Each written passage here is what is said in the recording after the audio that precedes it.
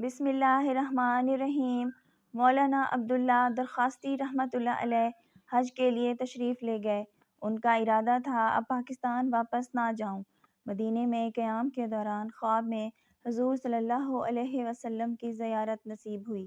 آپ صلی اللہ علیہ وسلم نے حضرت درخواستی رحمۃ اللہ علیہ سے فرمایا، یہاں دین کا کام خوب ہو رہا ہے، آپ پاکستان جائیں، وہاں پہنچ کر میرے بیٹے عطا اللہ شاہ بخاری کو میرا سلام کہنا، اور کہنا ختم نبوت کے محاذ پر تمہارے کام سے گنبد خضرا میں خوش ہوں، ڈٹے رہو، اس کام کو خوب کرو، تمہارے لیے دعا کرتا ہوں۔ مولانا درخواستی حج سے فارغ ہوئے سیدھا ملتان پہنچے۔ سید عطا اللہ شاہ بخاری اس وقت بیمار تھے اور بستر پر لیٹے تھے۔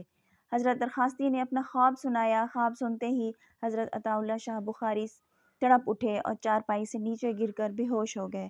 کافی دیر بعد ہوش آیا تو بار بار پوچھنے لگے، درخواستی صاحب، میرے آقا صلی اللہ علیہ وسلم نے میرا نام بھی لیا تھا۔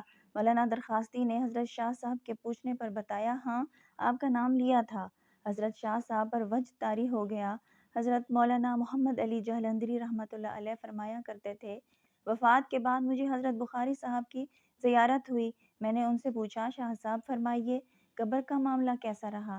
شاہ صاحب نے جواب میں فرمایا، بھائی، منزل بہت ہی مشکل ہے، بس آقائے نامدار صلی اللہ علیہ وسلم کی ختم نبوت کے صدقے معافی مل گئی۔